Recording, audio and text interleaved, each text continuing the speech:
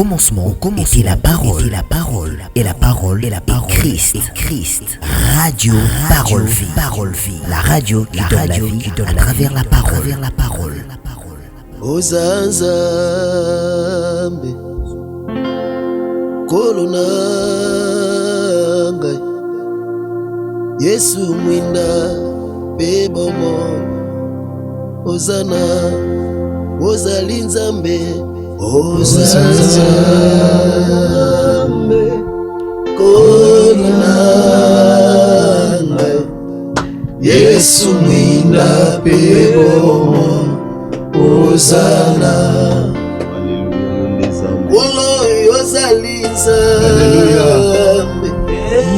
makasa bayenge benenyoso, batela yo motema, oyonde o, Hosanna, Olo yozalizambe, Ozanzambe, kolonanga.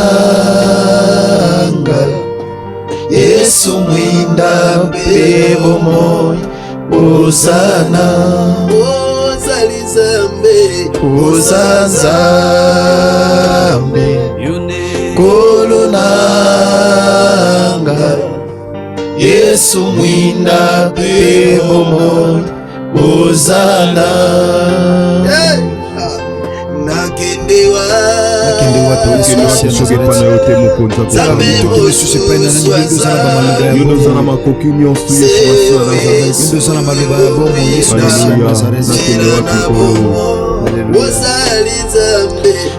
Ozanzambe kolonanga Yesu mwinda bebomo Ozana ozalizambe Ozanzambe kolonanga Yesu mwinda bebomo Ozana Totombola kwazali munda kwazali bomo yondo zali munda yondo za totombola kwazali munda pe bomo totomboli yo mokonza mundengali saka Masia Nazareth nzela ya bomo yezayo Masia Yesu wa Nazareth ni kwazali bomo nazali toi qui es le chemin tu es la vérité et la vie les chemins qui nous mènent auprès du Père la vérité qui donne la vie, la vérité qui nous justifie, la vérité qui nous délivre, la vérité qui nous affranchit. C'est toi Jésus-Christ, Jésus-Christ de Nazareth. Tu es la vie des hommes. Tu es la vie. Tu donnes la vie même aux ossements. Le plus desséché, Seigneur Jésus-Christ de Nazareth. Merci Seigneur. Tu fais revivre même ceux qui étaient morts. Jésus, la vie c'est toi. La vie de toutes choses c'est toi Jésus-Christ de Nazareth. Nabutu yalelo Seigneur notre Dieu. Alléluia. Na premier jour retraite na biso international des familles. Tobisa Christ atomboma na programme auto bandilelo. Comme lui tonto tombola mwana moto ndeto sosola nanu ya zali. Alléluia. Tobisa Christ atomboma na lusambo alelo. Soto tomboli ndeto sosola oyaza. Soto tomboli yenda kosala soto tomboli yenda kolongisa tobisa na mokola liboso lelo kaka nde ye atombwama kaka nde ye azwa lokumu kaka ye azwa nkembo pamba te yenda simbi basuka bomwe na biso totomboli mingongo na biso mpona kotombola ye totomboli yo Yesu Masia Nazareth totomboli yo pain de vie totomboli yo source tarissante totomboli yo l'agneau de Dieu Totombolio, maître de tout esprit. Totombolio, la résurrection et la vie. Totombolio, les médecins par excellence. Jéhovah Rapha, le Dieu qui guérit. Totombolio, Yesu Masia Nazareth, na bomo na biso. Na mabota na biso. Na butu ya lelo. Totombolio Mosango. Totombolio, les grands vainqueurs de Golgotha. Totombolio, les grands rois. Totombolio Mosango Lola. Na bomo ina biso. Na libota nanga. Na famille nanga. Na couple nanga. Na foyer nanga. Na bana nanga. Na tomboliyo likolo na nyonso oyo etungisi bomoi nanga oyo etungisi mpe elelisi libota nanga na tomboliyo likolo na yango po ete yo nde oza lobiko mpe bomoi mosikoli mpe mokangoli. Seigneur, te pêchons merci pour le premier jour. Il y a retraite internationale des familles otobandi lelo par la grâce de Dieu. Notre monité met ton dimo kangoli ba famille. Amen. Makomelo besengo na moto andimi kasata kona na monité. Kolo te pêchons merci pour na bola mosali biso tata. Ton dimi déjà Seigneur que ce fond le biso déjà bikuke ya matatu les favorable. Amen. Olio mo santo zo contrôle ya deux bip à fin milulu oyo. On a toko chuter lundi. Na internat ton dimo kozana biso longo. Amen. Kolo to bonde li otika lola nok ya kofongwama. Tika ba robinet à lola ya kofongwama poto za la rosée. Tata na bolamu no alikolo. Amen. Kolobi bo lukanga pe bo mona nga so bo lukanga na mutema na bino mobimba. Je me laisserai trouver. Kolobi mitema moko na moko tata. Motema moko na moko nde tozo luko na ba sacrifice. Ya okata pongi na 1h na 2h na 3h na 4h to pe na 5h du matin. Obito luko to mona yo. Yesu Masia Nazareth sepela komi monisama. To bâtir Seigneur 4 jours à Lusambo entre tes saintes mains. Au nom de Jésus-Christ de Nazareth, nzamba solope un bon mot. Ndekolo to sambe na kondima petolobi. Amen. Amen. Acclamons le Seigneur, les hommes de Dieu. Merci les hommes de Dieu. Topesi Kolo sous Christ Nazareth, un grand merci. Merci cher papa et maman, chers frères et sœurs, chers auditeurs et auditrices à la Radio Parole Vie, la RPV. Bandeko Bosami partout à travers le monde entier. Beboyamba Radio Parole Vie, dans différents endroits. Bandako na bino, ici comme Moussala na bureau, na mituka, na laptop, na téléphone. Ole Soumassia Nazareth Asala Binongolo Pebolam. C'est vrai, bien aimé dans le Seigneur. De les années ouverture, il y a 4 jours, on a vu à retraite internationale des familles au Tozo Bondela par la grâce de Dieu. Tu habites na biso malam ou bien aimé dans le Seigneur. Aux alliés, au lieu sur le veuvage imposé, les célibats masqués, bien aimé, et les divorces précoces sont une bombe à retardement. Bien aimé dans le Seigneur, tout le monde a biloko belé na kati ya tempo. Bien aimé, c'est vrai, tu peux ça qui va détail peu d'explication. Je crois il y a cela un mois passé, son na mémoire à malamu, tu le belé qui en par la grâce de Dieu. Mais toko accentuer d'une autre manière. Mais tu tel ici abisso bien aimé dans le Seigneur. Pourquoi toujours le babiloko ne sa bombe à retardement? Mais tu as touché peine au Italie libala. Parce que pour moi comme ma veuve, pour moi le cana veuvage, c'est Gazaki marié. Bien aimé dans le Seigneur. Donc tu as touché mon mouké en ce qui concerne les mariages. Tu as entendu la Biblia, bah tel ici biso mon frère ma soeur, n'a comprendre beaucoup de choses sur les mariages. N'a comprendre ni, bah tel ici biso bien aimé dans le Seigneur la définition que mariage est une union, il y a deux personnes reconnues de façon officielle par la loi. Bien aimé dans le Seigneur, bah tu vas aller reconnu officiellement par la loi. On est allé bien aimé dans le Seigneur. Otobengi mariage. Bien aimé, pourquoi ça t'en a bouni ça mariage na kata famille? Bien aimé dans le Seigneur. Tolobi mariage est une union de deux personnes de façon bien aimée reconnue de façon officielle par la loi ou les règles en vigueur localement dans le but de s'unir à vie. Donc toi libala ezali na objectif batuba vivre pour na libela et non pour bakabona plus tard. On est allé définition ya libala. Bien aimé, tobaki libala les alliés institution ya nzambe. Le mariage c'est la pensée et c'est la volonté de Dieu. Bien aimé, tobi le but du mariage est pour fonder famille. Donc nzambe salaki libala pour fonder famille. Nenge biso toza awa tokuta na ba famille, na ba cameraman, na ba yembi biso toza awa na kata studio, tobima na kata famille. Donc famille ezali celui de base ya nation. Famille ezali racine, ezali fondement, eza moboko. Bien aimé, tobi na kata libala, libala ekoki pe ko permettre mutu. Mariage peut aider mutu moko songolo à s'organiser, peut à s'épanouir. Et ça peut n'abattre sous libala et freiner vinaye et puis si enzelate a kende liboso. Bien aimé, ceux qui te balent naka pour n'aba bien, yaya, et ça mi kakatano. Mais n'enga ko simbelo ko mo motuya. Base ya vie ya mutu nyonso et bandana libala. Na vie soko sali, bien aimé, un faux mariage, c'est fini pour toi. Dans tous les domaines. Mon frère, ma soeur, si manga penza malam le sam kwa liboso. Yaya, ceux qui n'a vu au sali un mauvais choix. Na domaine à libala, ate oa pasteur Moussa Nanzam. Yaya, ate oza footballeur. Ate oza homme d'affaires. Aza commerçant zanan.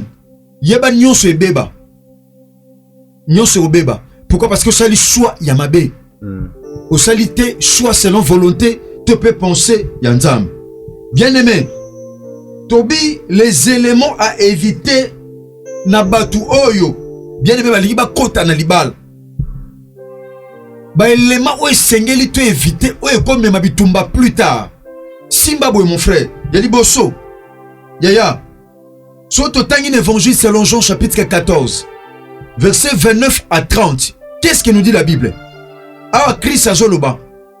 Abitata, na sali musala na yo.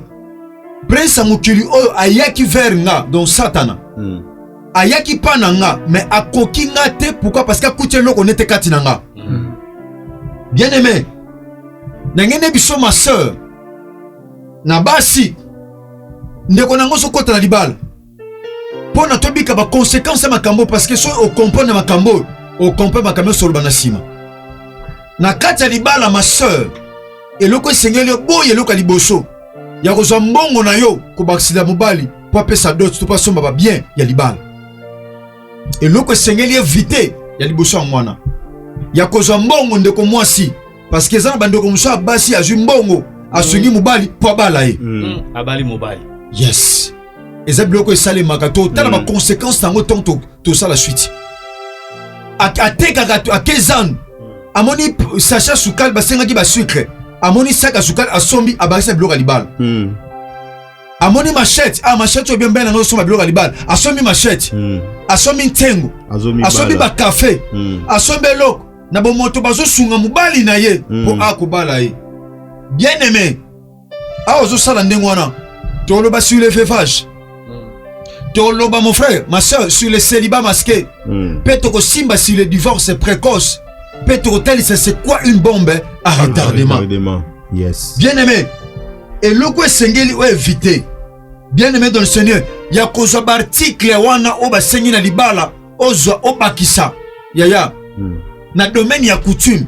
Lorsqu'on parle de la coutume, il faut mubali aza na responsabilité. Ya osomba biloko eza lié na coutume. Pe apé sa dot. Donc tene makambebele te na suki wana o etali basi. Bandero basi. Et loko sengeli pe o éviter. Ezana batebele basi na nzambe. A defa ba nyongo. A kota ba nyongo a defa par-ci par-là pour abala. Abala me nyongo wana futate. Futate tikala. Yaya. Ezana ba conséquence. O kolanda na sima. Ma sœur o sa mena biso. Obala, mon frère, obala. O defa mbong. O defa le loko mana bana mi balemi satu men nyongo defo futate. Yaya. Obokola. Obokola bitumba mona kata ndako. O tam soko zanga ndenge bunda. Parce que soko tu bitumba o lukite et compliqué yo. Bo bitumba o yo moke ko luka. Na makasi. Bien aimé, oh eza le sambo ba famille. Amen. To banina nous awa pour toi avancer maleme.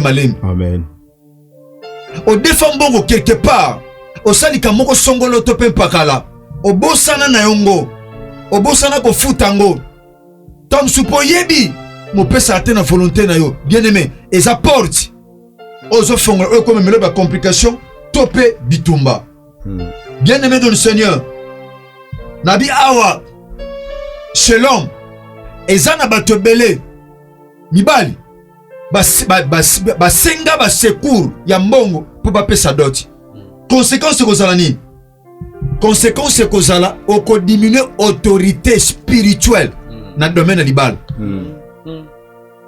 Autorité spirituelle et au diminuer. Yango sengeli o éviter eloko ndingo na mon frère.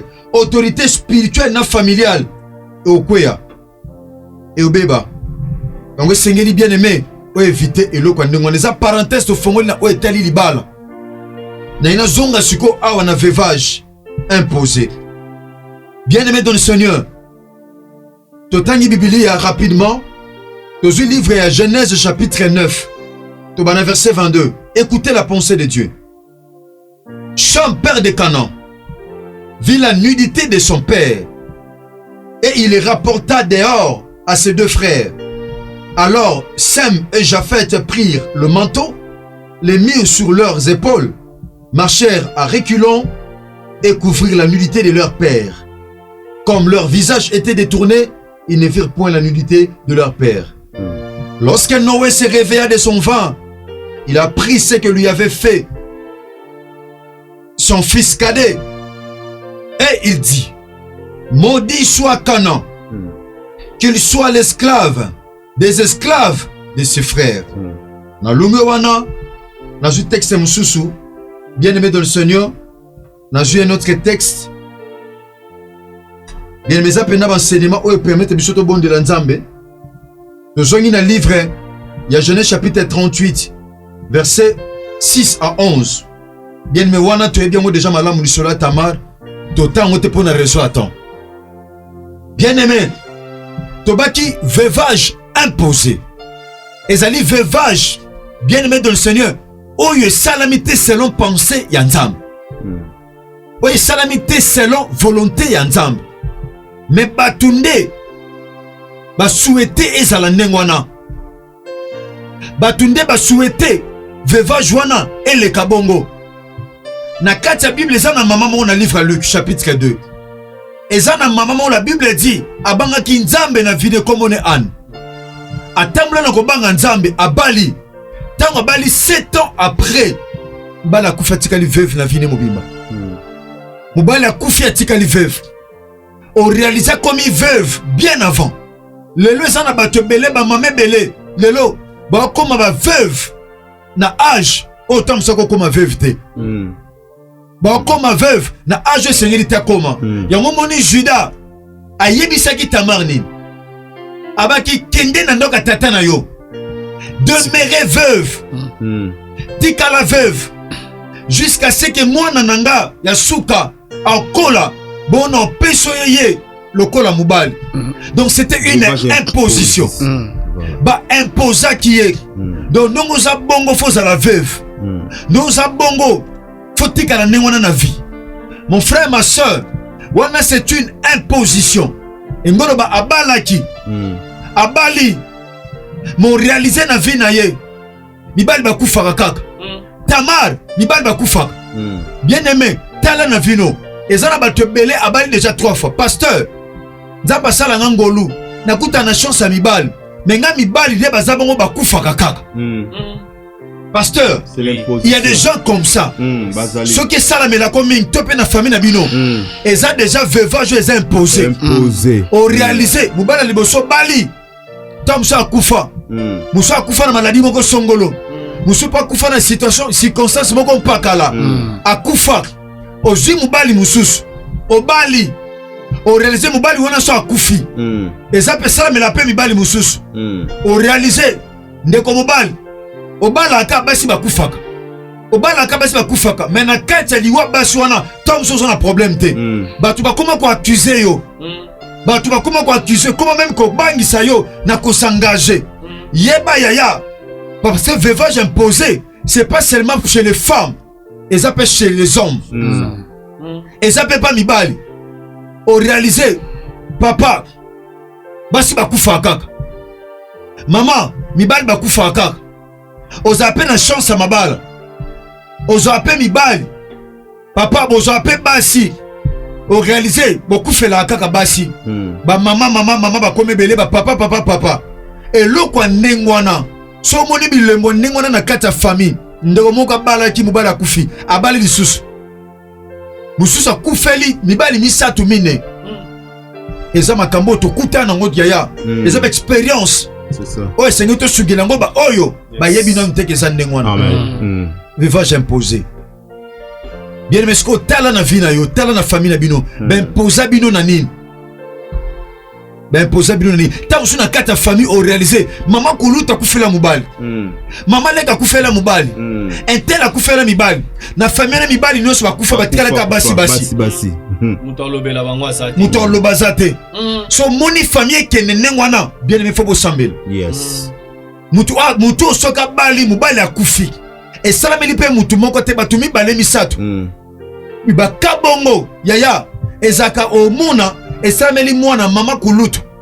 Esalameli mwana mama leki. Na ndeko moko na kata famille. So moni biloko abongo ba kabongo koma mibale misatu mine. Yaya. Eza makambo senge botelemela. Eza déjà veuvage. Ou eza imposé. Chez les hommes et chez les femmes. Yes. Bien aimé, nous voulons prier le Seigneur. Bien aimé, l'obito simba. Bien aimé, tu es célibat masqué. L'obito fanda wana to talisa ni bilembo nini oyo uzo talisa oyo uzo fanda kata mutu azana célibat oyo za masqué. Teto bonde le pa na nzambe. Bien aimé, obisa nzambe Seigneur. Toto kumisa de nzambe toto tombola ye. Yes. Teto le pa na nzambe. So ndeke ritako sunga biso. Dans le yembo David na psaume 142. Yaya n'habite tant so yebilo yembo te ko font la même Bible pour aux amis. Au fond la table psaume 142. Yemba ngo bien mettre na Bible. Eza la lingala, eza la français. Et je dépend de la munoko. O ko lo ba malamu bien aimé dans le Seigneur. Alléluia. Yaya na lipezo la ndalo yembo na bokebi. Eza le sambo to sale pa na nzambe. Eza le sambo David salaki tamazaki na caverne. Tamazaki na caverne. L'homme de Dieu. Jésus. J'écris à l'Éternel. Yes. De ma voix, je crie à l'Éternel. De ma voix, j'implore l'Éternel. Yes. Je réponds ma plainte devant lui. Je lui raconte ma détresse. Je lui raconte ma raconte-les. Alléluia. Yebise détresse na yo. Quand mon esprit est abattu au-dedans de moi, toi tu connais mon sentier. Sur la route où j'ai marché, ils m'ont tendu un piège. Quand mon esprit est abattu au-dedans de moi, toi tu connais mon sentier. Sur la route où j'ai marché, ils m'ont tendu un piège. Jette les yeux à droite et regarde. Personne ne me reconnaît. Tout refuge est perdu pour moi. Nous ne prends souci de mon âme. Éternel, c'est à toi que j'écris. J'ai dit tu es mon refuge, mon partage sur la terre des vivants.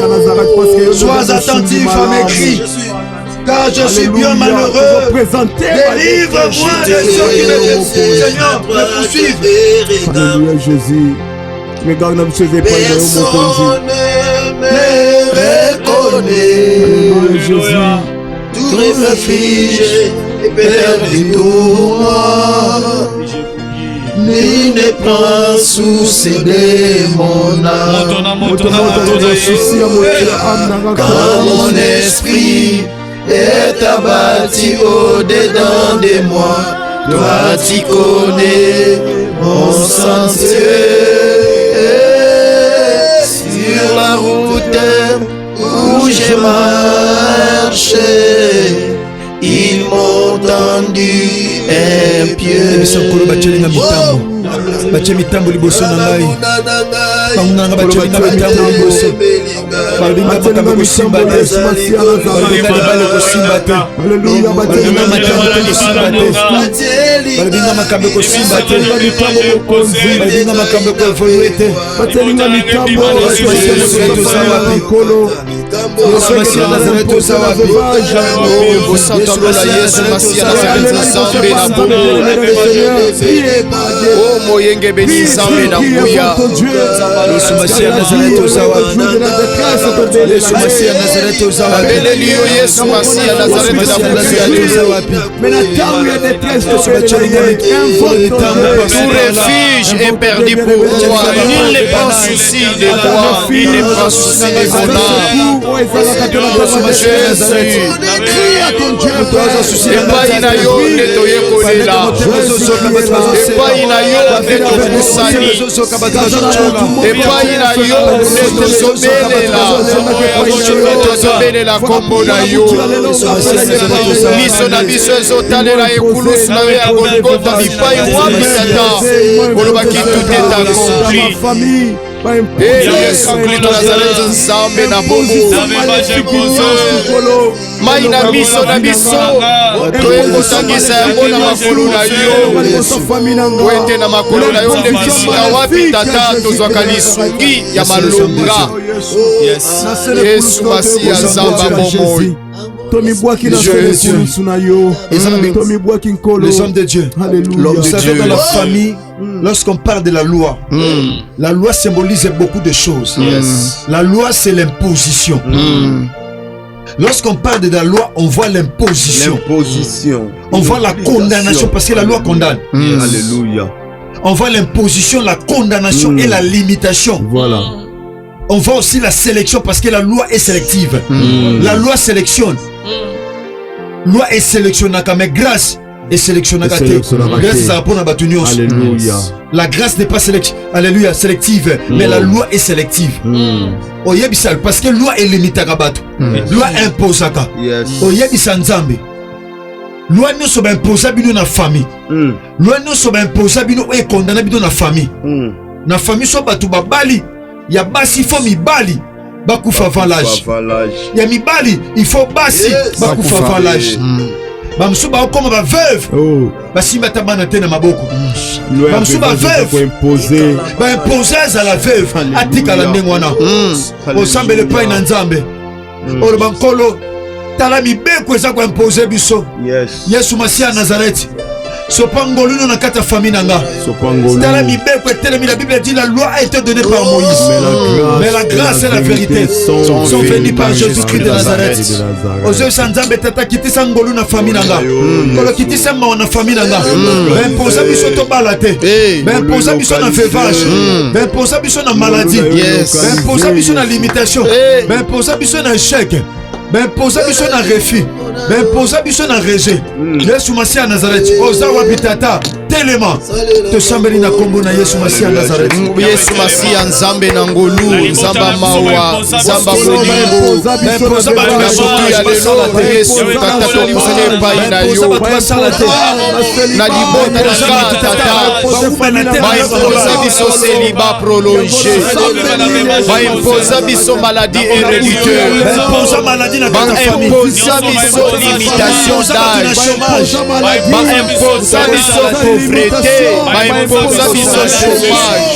Ba limita ba vie na biso. Ba limita ba âge na biso. Ba imposa biso pauvreté, chômage. Ba imposa biso humiliation. Ba imposa biso réalité pe situation okosoko ya pasi tozobika na kati na libota, na kati na famille. Yesu Kristo Nazareth, na mutu ya lelo na ye koimplore tata sopangolu. Yesu Masia Nazareth, sopangolu mpe mawa na yo, sopangolu mpe mawa na yo likolo na biso, sopangolu mpe mawa na yo likolo na biso, sopangolu mpe mawa na yo Nzambe na bongo, sopangolu mpe mawa na yo Masia Kristo Yesu Nazareth, sopangolu mpe mawa na yo Nzambe na bongo, likolo na libota na nga mpe na likamwa. Les hommes de Dieu, l'homme de Dieu, muto ba imposer na situation moko songolo ya mabe, ba pesa ke identité. Yango réaliser Tamar na Genèse chapitre 38. Tango Juda bisaki a demeuré veuve na ndoka tata na ye. La Bible dit Tamar alongola ki lamba ba veuve. Alongola ki lamba veuve. Donc aboya ki veuvage imposé na vie na ye. Voilà pourquoi la Bible dit dans l'Épître aux Hébreux chapitre 11 verset 24. Comme dans verset 24, c'est par la foi que Moïse a collé. Aboyi a continué ko bengama mwana ya mwana Pharaon ya mwasi. Identité maléfique. Identité mabe aboyaki. Et la mani balati na famille. Et la mani. Varese nini balati na famille. Varese nini. Yaya bako koma kombo équipe te mais so moni alati Varese or bage Varese ya Varese équipe tel. Uniforme. Okolongo la Varese no so balati sabino. Varese ya veuvage. Varese nyonso balati na famille. Varese ya maladie. Alléluia. Ndenge Tamar longola ki elamba. Aboya ki veuvage imposé na vie na ye. Yo poko longola Varese balati na famille. Varese ya stérilité. Varese ya maladie. Varese ya échec balati na famille. Okobeta mboko longola ngo. Tosambeli na kombo na Yesu Masia Nazareth. Haleluya ya Kristo Yesu Nazareth, Nzambe na bongo. Maboko na zote na zote Varese nyonso, identité nyonso ya chômage, identité ya chômage, identité ya pauvreté, identité ya célibat prolongé, identité ya stérilité, identité ya humiliation, identité ya humiliation. Oyo apesa biso na famille, que famille na biso eza famille ya bapauvre. Moto abimisa moto aza te, moto atomwa baza te, moto amata aza te, moto azwa mpe abonga aza te. Biso nyonso bato ya pasi, biso nyonso bato ya kolela na butu ya lelo. Yesu Kristo Nazareth, Nzambe na bongo, ngana pusanya epai na yo na ye bongo ya identité oyo, identité oyo nazolongola yango, elamba oyo, elamba oyo, identité oyo, elamba oyo, identité oyo bapesa biso ya batemi nazolongola yango, identité oyo bapesa biso ya bashomeri nazolongola yango, identité oyo bapesa biso ya pauvreté nazolongola yango na vie na nga Blanchard, na kati ya couple na nga. Identité oyo ya chômage, identité oyo ya bapauvre, ya bamalade. Yesu Masia Nazareth, Jésus-Christ Nazareth, Les hommes de Dieu, l'homme de Dieu. Lorsqu'on parle de la loi, on voit l'agressivité. Et Tumbu. Tout le monde a châtiment. Tout le monde a douleur, peut pleurer. Bien-aimé dans le Seigneur. Donc tu vas laisser Sabino Varese. Yaya, Varese a beaucoup fait là. Beaucoup fait la Mibali, beaucoup fait la Bassi, beaucoup fait la Ban. Et ça Varese m'a oublié Sabino. Okobo ya identité wana. Okolongo la Varese wana. Oko oba imposer bino bola tango na makasi. Alléluia. Oba imposer bino. Ne ba imposer ki Yesu Masia Nazareth. Ekotanzube na mutu dans la semaine pascale. Ba imposer ki ekotanzube na mutu. Ba imposer ba lettre ko laitsa.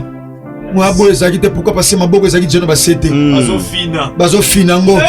to bazo fini zo tobola na mutu ezo kota tina misisa Yesu Masiya Nazareth azoka na mutu po yo zokate azoka po libala no zokate azoka po bana no bazokate azoka po musala no zokate okotema na molimo kokufela bana na famille molimo kokufela mibali na famille molimo kokufela basi na famille je connais une famille so mutu abali mutu ana bali faut akufa tika bana akufa pe atika pe mobali soki pe abasi ya mibali babali il faut basi bakufa bana batika okoboya yango okoboya imposition wana okoboya système wana okodétruire yango yokotika bana te avant l'âge yokotika bana bongo te yaya na âge muke il faut bana no bakola il faut sepela na mona bana no ko évoluer ozo beta mboko zo boya yango to sambeli na kombo na Yesu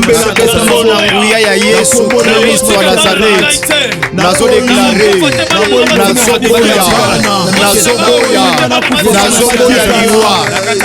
boya liwa na vie nanga na couple nanga na famille nanga na libota nanga nazo telemela yango molimo ya kufa wana molimo ya kufa wana molimo ya kufa ya kokufela basi ya kokufela bana ya kokufela mibali na kati ya libota na kati ya famille nanga nazotelemela yango nazotelemela molimo wana nazotelemela esprit wana nazotelemela influence wana nazomboya yango na vie nanga Blanchard na kati ya couple nanga Blanchard na kati ya famille nanga Blanchard nazotelemela yango nazomboya yango nazomboya yango nazomboya yango nazomboya yango na vie nanga nazomboya yango na vie nanga na famille nanga na libota nanga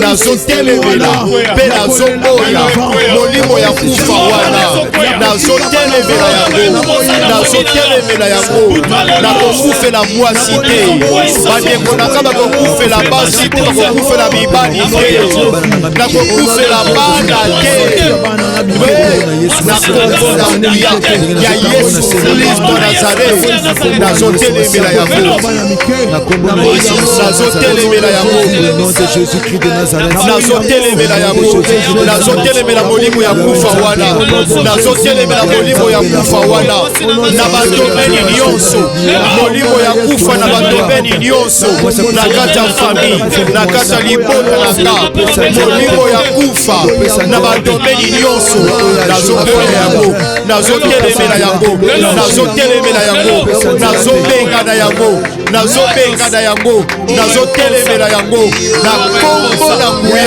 ya Kristo Yesu Nazareth na vie nanga mpe na libota na famille nanga Yesu Masiya Nazareth kokufela basi molimo ya kokufela basi molimo ya kokufela mibali molimo ya kokufela bana molimo ya kokufela baparents Jésus-Christ de Nazareth. Les hommes de temps ont le veuvage imposé. Lorsqu'on parle du veuvage, on voit la mort. C'est que moi, ça fait l'imoubali, et l'eau qu'on est imposé, et c'est l'eau que je sens la matin à volonté à mouton.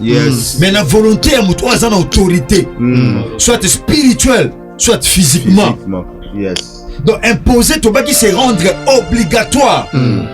Attends, tu as une coquille pour ça, tout le monde a obligation. Ba obligé on na vie mon frère, ma sœur ba obligé on nini. Ba obligé on nini. Nini ba obligé. Ya ba obligé bino na kata famille. Ba obligé bino eloko nini. Bien meto suka a. Jaka loboka mobali, tombola ka mukie. Nebite nini ba imposer na kata famille. Nini ba obligé bino. Jaka loboka mobali tombola. Le ba kole Yesu Masiya Nazareth. Kolo Yesu Masiya Nazareth. Na yeko luko na présence na yo. Na yeko luko na présence na yo.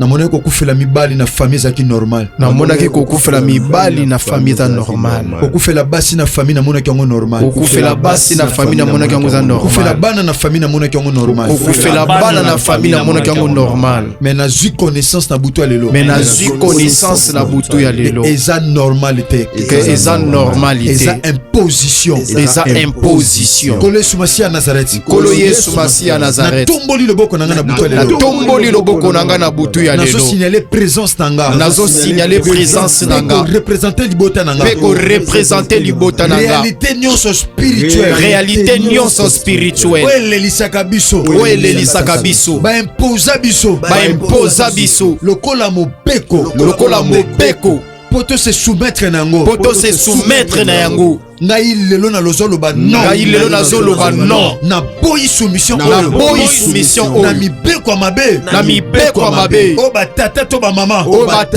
ba mama o bakoko bandima nga nazoboya yango kobanda sikoyo nga na telemeli yango kolo Yesu Masiya Nazareth soki pesa na baporte o na fongola na vie lezo memela ngai malheur kolo limbisa kitisa mawa likolo nanga pour retraite elekela ngai boye te naza na posa na mona yo ndenge David alelaki epai na yo nga mpe nazolela epai na yo fandaka akimia kolo David alelaki epai na yo Abi de ma voix je crie à l'Éternel, de ma voix j'implore l'Éternel. Abi je réponds ma plainte devant lui, je lui raconte toute ma détresse. Seigneur de grâce, tata tout sambelio. C'est vrai, ma famille n'a pas des choses où ben imposer biso, ben imposer biso na maladie moko songolo, ben imposer famille sur na veuvage. Seigneur, ben faut à la kaba veuve, jamais basi bako zana mibali. Soit mibali bakufa, tata. To mabale kufa kolo to péché merci pour mon kola liboso lelo ma comme le juste sont délivrés par la connaissance kolo to limite ceux qui sont biku que te fongola kitata na ignorance na biso to ndi masie kangami amen sala biso ngolo pe bolam kolo to tiki premier jour à lelo entre tes sentiments wana to ko sambela na 12h wana to ko sambela Seigneur na 12h pe na 18h pour te fongola jeune tata lokume kozanga te kozonga epai na yo Yesu Masiya Nazareth zala na biso elongo concentré présence okati na biso kolo mutu nyonso osambela na prière oyo ate koleka une année ate koleka un mois ate koleka 6 mois expérimenter nguya oyo tobiki na kati ya studio a amen na kombo na yo Yesu Masiya Nazareth nzambe moko asolo mpe ya bomo lekolo tosambela na kondima mpe tolobi amen. Merci, acclamons le Seigneur. Acclamons Dieu. Merci de konanga mwasi pe mubali. Ko Yesu Masiya Nazareth akanti bino sala bino ngolu pe bolamo. Tozana auto bengi retraite internationale des familles, c'est une retraite libre. Oza nesika musala, oza nandaku, zaka na attitude ya prière. Otangi penza Genèse chapitre 38 ko bana verset 6 tina 11. Otangi pe Genèse chapitre 9 ko bana verset 22 okiti momuke, bien aimé dans le Seigneur tina 25. Tangango na bandi avec le temps le lobby temps to continuer la deuxième partie na biso total ande nzamba osunga biso. Normalement ça qui prévu sur toujours déjà application App Store. C'était prévu bien aimé dans le Seigneur, to peut sabino programme de to évoluer. Mais le coup là non ba répondre biso na App Store pour na ndeko bozana na ba iPhone, na ba iPad, moi difficulté zalinde toujours tel ba technicien. To peut ça déjà ba conditionner sur ba senga biso si to remplir yango. Le PC déjà ba condition nyonso neto uze la ba lancer mais ba ndeko o bozana ba Android problème ezate bo télécharger application bongo na sous activité o ndé na Play Store oui. Merci Pasteur Prince. Na sous activité ndé to PC so programme ya ba émission o to kozana ngo kaka na radio et zalaka ba pona ba ndeko ba na application surtout ba ndeko sikwe ko zala passe parce que ba ndeko App Store no ba quotité et ozala passe. Merci ba ndeko na ngai lu sambo to sali yonka ndé to bandel. Donc à tout ça là na ngonga nyonso oza disponible ko sambela soit na 12h to pe na 18h biso to na séminaire. Ton séminaire sur la Pâque na temple de la foi en Christ déjà partir à 16h de to banda activité na biso par la grâce de Dieu to pour dans to chiter na ngomo ko la dimanche ba culte na biso mi balé lokola mo message lubi to sakina tata lobi mercredi to pamba magi penzel ngona tata na biso Jean-Paul Mayata pasteur de la foi a lobi la biso soute mes acquis sur le chemin de la croix. Ngadi kambozali bien aimé, lorsque le tombeau est vide, ma vie est remplie de bonheur et de la grâce. Merci bande konanga to comme pratiquement na suka numéro de téléphone au beaucoup de la biso ezali plus 43 89 75 70 917 so beaucoup de na numéro permettre que beaucoup na groupe.